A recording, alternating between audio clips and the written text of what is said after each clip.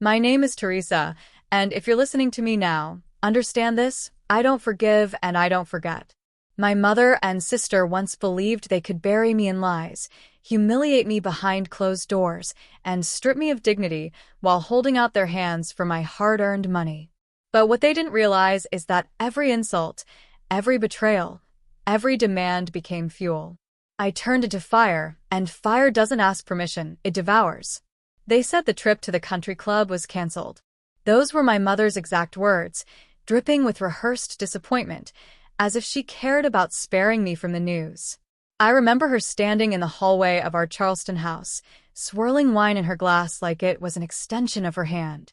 She didn't even look me in the eyes. She never did when she lied. I nodded and forced myself to believe her. But later that night, the screen on my phone lit up with cruel truth. Amanda, my sister, had posted photo after photo. There she was, dressed in silk the color of midnight, her perfect smile shining under chandeliers that cost more than 3 months of my rent. She was surrounded by laughter, by friends, by everyone who had been canceled from this so-called non-existent party. Everyone except me. The rage boiled in my stomach until I tasted metal. They thought I was naive enough to believe them. My own family, treating me like an outsider, like the embarrassment they didn't want seen in public. Amanda's captions cut deeper than she realized. Best night ever. So glad the whole family came. Nothing beats the country club. Whole family. The words stung like a blade pressed against my skin. I wasn't there. I wasn't part of their whole. I stayed silent. I didn't storm into the living room and confront Mom for her lie. I didn't call Amanda and demand an explanation. I kept my face blank, my voice calm, my breathing steady. That's how you win. You don't scream when they expect you to. You bide your time. You let them underestimate you. But the silence ended the moment my phone buzzed with another text from Mom. Send $5,000 for the mortgage. The mortgage. Always the mortgage. A magic word she wielded like a knife, slicing into me with guilt and obligation. Every month, I drained myself for that house, an old southern home with peeling white shutters and broken promises. And every month she demanded more. $5,000 wasn't a request, it was an order. I stared at the message, the glow from the screen turning my face ghost white in the dark. And I smiled. But it wasn't the kind of smile my coworkers in New York City saw, the polite one that made them believe I was just another woman grinding through 12-hour shifts. No, this was something sharper. A smile that promised destruction. I knew, in that instant, that I was done being their safety net. Done being their fool. If they thought they could rob me of dignity, drain me of money, and laugh about it over cocktails at the club, then they didn't know who I truly was. My revenge wouldn't be quick, it would be deliberate, methodical. And it would be merciless. I locked myself in my room that night. The same room I had slept in as a child, with faded posters on the wall and the faint scent of dust and regret. I sat on the edge of the bed, fists clenched, heart pounding, and mapped it all out in my mind. Step 1. Stop the flow of money. Step 2. Expose their lies. Step 3. Make them feel the sting of isolation, the same sting they had shoved into my chest when they left me out of their whole family celebration. But beneath the cold logic, aggression pulsed hot and heavy in my veins. I didn't just want them to suffer financially. I wanted them to feel fear. I wanted them to wake at night and wonder when the ground beneath their perfect little world would collapse. I wanted Amanda to choke on her laughter the way I had choked on humiliation scrolling through her photos. I wanted Mom to taste her own hypocrisy like vinegar on her tongue. And so I started small. I began by watching them closely. I checked Amanda's social media every day, not for entertainment but for evidence, new outfits, expensive trips, signs of money she shouldn't have had. I listened carefully whenever Mom spoke, catching inconsistencies in her stories, noting which of her friends she trusted most. They thought I was detached, aloof, uninterested. They didn't see the predator crouching in the tall grass, waiting. Every time Mom raised her glass of Chardonnay and ordered me to send more money, I pictured smashing the crystal against the wall and watching it shatter at her feet. Every time Amanda laughed too loudly on the phone about some Miami trip, I imagined grabbing that phone and grinding it under my heel until the screen splintered. But I didn't act on impulse. Aggression without patience is wasted energy. Still, there was a shift inside me. I no longer saw them as family, I saw them as enemies. Enemies who had underestimated me for too long. And nothing fuels revenge more than being underestimated. When I finally did speak, it wasn't to argue about the party or the lies. I simply said, "I'll send the money soon." My voice was calm, almost indifferent. Mom smiled, satisfied, and Amanda rolled her eyes as if she had already won. But inside, I was laughing. They didn't realize that my words were a mask. Behind it was a blade. That night, I transferred no money. I watched the days tick by, waiting for Mom's panic to grow, waiting for the calls to pile up, waiting for Amanda's frustration to crack her polished surface. The silence from me was its own weapon, sharper than any confrontation. And as I lay awake, staring at the ceiling of that old Charleston house, I whispered to myself, "They'll regret leaving me out. They'll regret lying. They'll regret ever thinking I was weak." Because this wasn't just about revenge. This was about reclaiming power. The first strike had already been made, not with a scream, not with fists, but with silence, with denial, with the promise that the obedient daughter they once knew had died at that country club lie. Now, I was something else. Something dangerous. The house in Charleston had always been more cage than home. I used to think its wide porch and white shutters meant comfort, security, and family. But now I saw it clearly. It was a prison disguised as heritage. The shutters were peeling, the roof sagged, and yet my mother still paraded it around as if it were a mansion. I had poured money into that house for years, my blood, my time, my very life, and all it had ever given me in return was resentment. When I arrived for my visit last winter, nothing about the place looked prepared. The shutters still flaked white paint onto the ground. The garden was a jungle of weeds. The front steps creaked like an old man's knees. But when I stepped inside, the truth hit me like a slap across the face.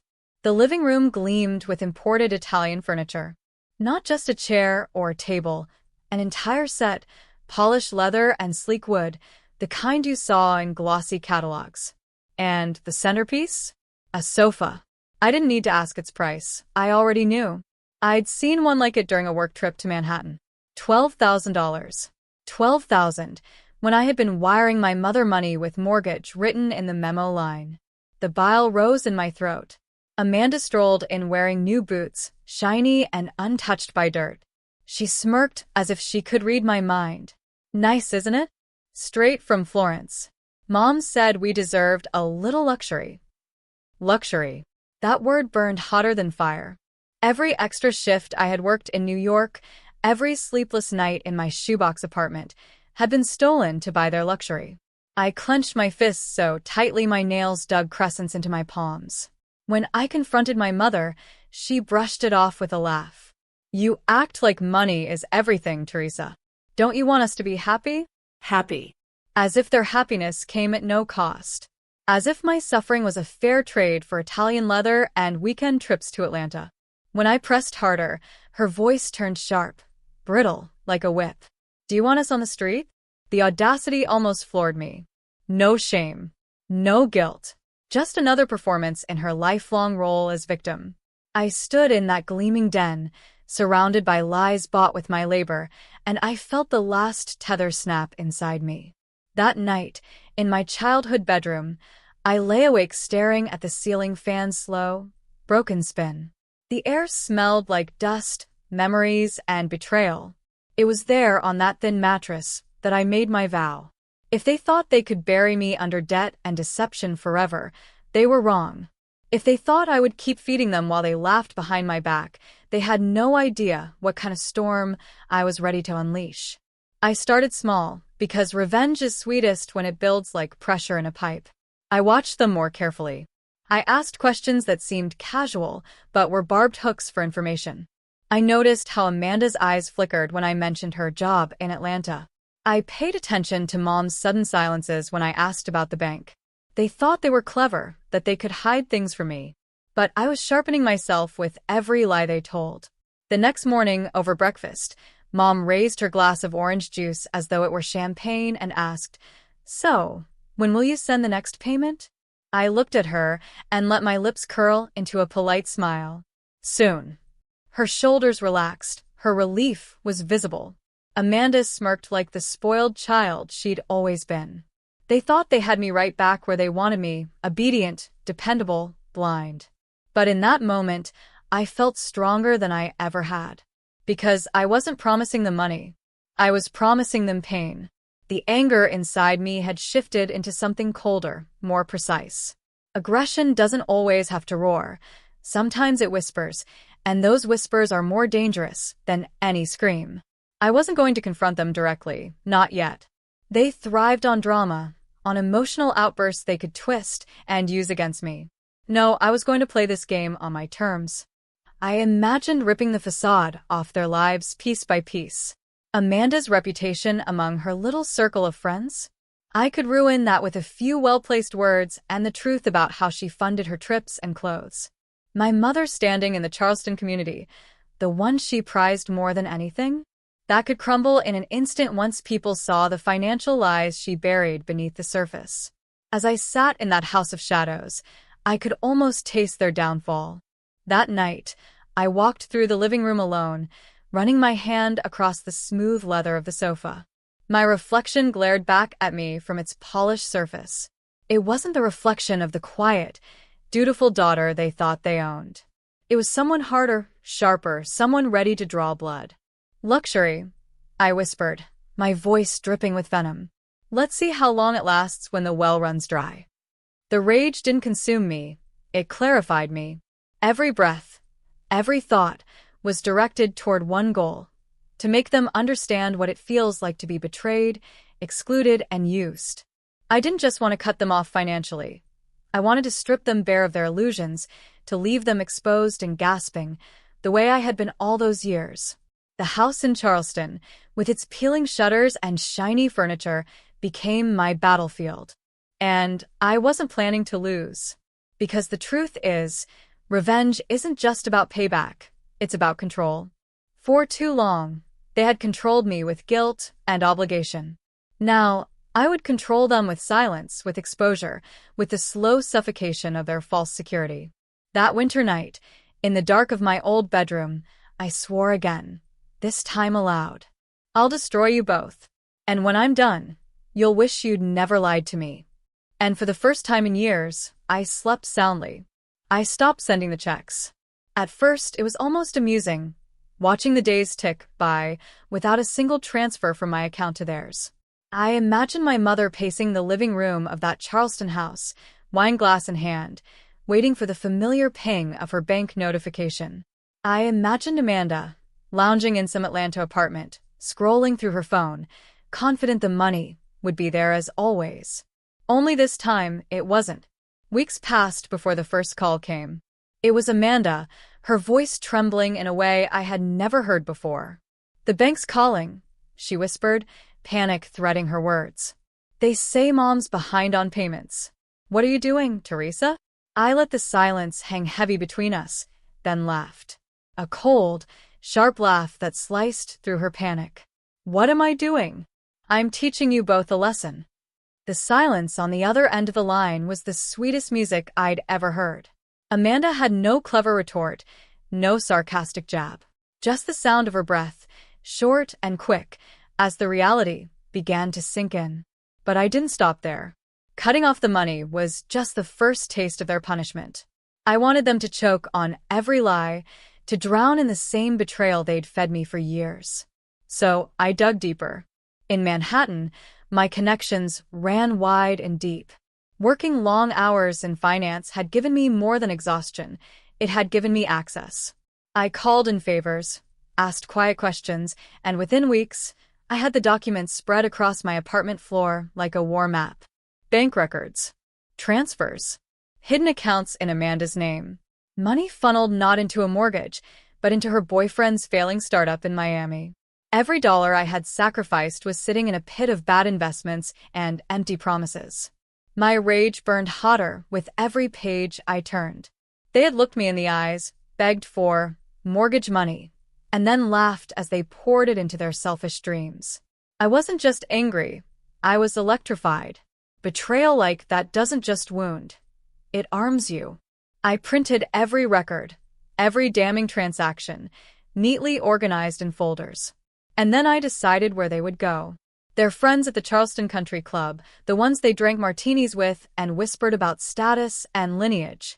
Their neighbors, who admired their financial stability. Even Pastor Miller, who always spoke so warmly about the family's generosity.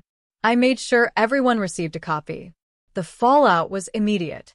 By the end of the week, their perfect little world cracked apart like glass under pressure.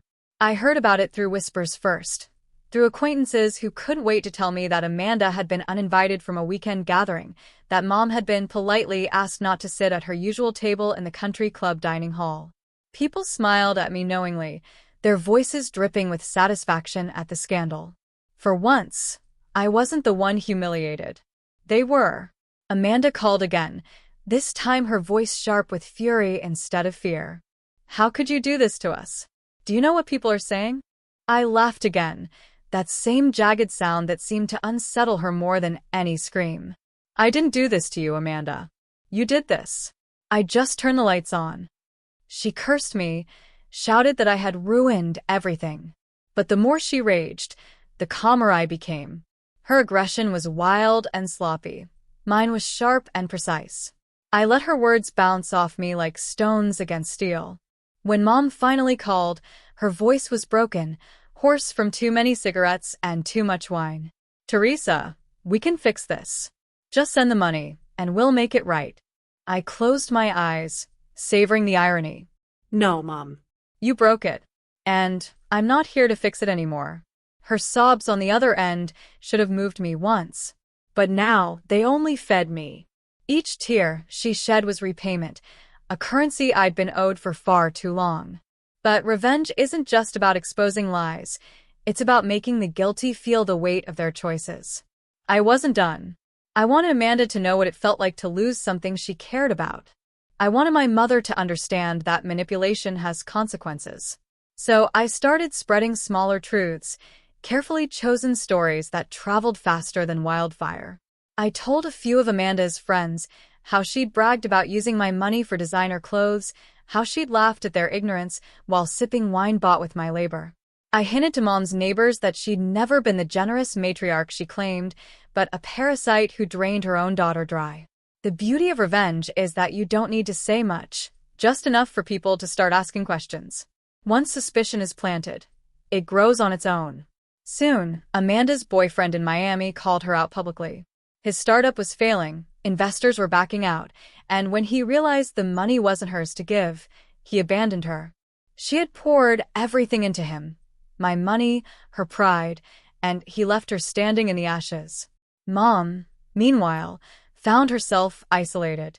The country club no longer welcomed her, the neighbors whispered behind closed curtains, and even church pews seemed to grow cold around her.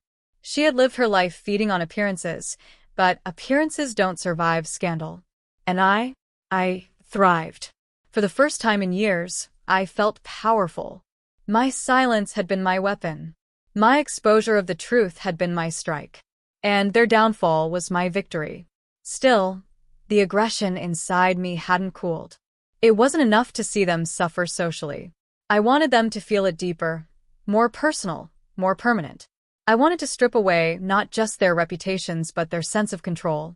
The money game was only the beginning. I had taken back the dollars they had stolen from me, but now I wanted more. I wanted their peace. I wanted their sleep. I wanted their breath to catch every time the phone rang, wondering if it was another person who knew their secrets. When I walked the streets of Manhattan at night, I no longer felt like the dutiful daughter, the obedient provider. I felt like the predator I had become. My heels clicked on the pavement like gunshots, and every sound echoed the promise I carried inside me. This is only the start, because revenge doesn't end when the first blow lands. No, it sharpens, it multiplies, it grows stronger with every crack in the enemy's armor. And I was just getting started. The notice of foreclosure arrived sooner than I expected. A thin envelope, wrinkled at the edges, delivered like a funeral invitation. I didn't need to open it to know what it meant. Their time was up. The house in Charleston, our so-called family home, the place they'd bled me dry to protect, was finally collapsing under the weight of its lies. And I had no pity left. For years, that house had stood like a parasite, feeding on my work in New York. Every brick was cemented with my exhaustion, every shutter repainted with my dollars. Now it would belong to the bank. I rented a black Mercedes for the trip south. Not because I needed it, but because I wanted them to see me in it. Power isn't just held, it's displayed. The car purred as it rolled down the Charleston streets, sleek and merciless, a predator on four wheels. When I pulled up to the front of the house, I saw them instantly. My mother and Amanda stood on the porch, shadows of the women they once pretended to be. Mom's mascara had run into dark streaks, her hair frizzed in the humid air, and her wine glass was gone, probably shattered somewhere inside. Amanda was pale, silent, her phone clutched in her hand like a lifeline that had already slipped away. Their faces told me everything. The shame, the fear, the panic, they were drowning in it. I stepped out of the Mercedes, heels clicking against the cracked driveway. I let the sound echo, each step a reminder that I was no longer the obedient daughter arriving to rescue them. I was the executioner arriving to finish the job. Mom's voice broke the silence first. Weak, trembling, nothing like the sharp blade she used to cut me down with her words. "How could you?" she whispered, eyes wet. I walked closer, my smile razor-sharp. "How could I?" No, Mom. "How could you?" I wanted the words to sting, to lodge themselves deep where no apology could reach. I reached into my purse and pulled out a single crisp dollar bill. I held it up between two fingers like it was poison. "Here's your mortgage money," I said, my voice cold as stone. I pressed the bill into her hand and watched her fingers shake around it. That single green slip of paper was meaningless compared to the thousands I'd sent, but it symbolized everything: mockery, disdain, finality. A life's worth of their manipulation reduced to one useless dollar. Amanda finally found her voice, but it cracked like glass. "You ruined us." I laughed, sharp and merciless. No, Amanda. "You ruined you. I just stopped letting you ruin me." Her eyes narrowed, anger flickering through her tears. "We're your family." "Family?" I spat the word like it tasted foul. "Family doesn't lie to you. Family doesn't steal from you. Family doesn't leave you out at the party and then demand $5,000 the next morning." They flinched, both of them, because they knew exactly what I meant. The country club lie had been their first mistake, and everything since had been a domino falling toward this moment. I turned and looked at the house. The shutters still peeled, the porch sagged, and yet the expensive Italian sofa still gleamed through the window like a cruel joke. A cage dressed as luxury. I almost pitied it, the way a predator might pity its prey after the kill. Almost. "This house will never be mine," I said aloud, though I wasn't speaking to them anymore. "It was never my home. It was my burden. And now it's your grave." Mom's sobs grew louder, broken wails that once might have cut me to pieces. Now they fueled me. For every tear she shed, I remembered the years she drained me. For every gasp of breath, I remembered the nights I'd gone without sleep to earn the money she squandered. Amanda tried to step forward, her face twisting in anger. "You'll regret this, Teresa. You can't just..." I cut her off with a look so sharp it silenced her. "Regret? No, Amanda. I regret nothing. You should regret underestimating me. You should regret every time you laughed at me behind my back, every time you thought I'd just keep playing the fool. That's what you'll regret." The sun was sinking low behind the house, casting long shadows across the yard. It painted everything in blood-orange light, as if even the sky wanted to see the spectacle of their downfall. I stood there, basking in the glow of my revenge, and for the first time, I felt free. I turned my back on them, heels striking against the wood of the porch as I descended. Each step away was liberation. The Mercedes gleamed, waiting like a loyal beast. I slid into the driver's seat, the leather cool against my skin, and started the engine. Behind me, I heard Mom's broken sobs and Amanda's muttered curses. But I didn't look back. They had lived their lives, demanding I shoulder their burdens. Now they could carry their own. As I pulled away, I caught one last glimpse of the house in the rearview mirror. It looked smaller somehow, shrunken, pathetic. Not the proud southern home they had pretended it to be, but a carcass waiting to be devoured by the bank. I drove north, toward New York, toward freedom. The city's skyline waited for me, not as a place of endless labor, but as my territory, my empire. I wasn't going back to being the provider, the servant, the fool. I had tasted power, and power was mine to keep. Revenge had not just destroyed them. It had remade me. I was no longer Teresa, the obedient daughter. I was Teresa the Avenger, the survivor, the one who turned humiliation into fire and fire into freedom. They had wanted my silence, but instead, I gave them my fury. And as the sun dipped below the horizon, I whispered into the night, a promise not to them but to myself. I'll never regret it, because revenge wasn't just about them anymore. It was about me, reclaiming everything they tried to take. And with every mile I drove away from Charleston, I felt lighter, sharper, stronger. I was free.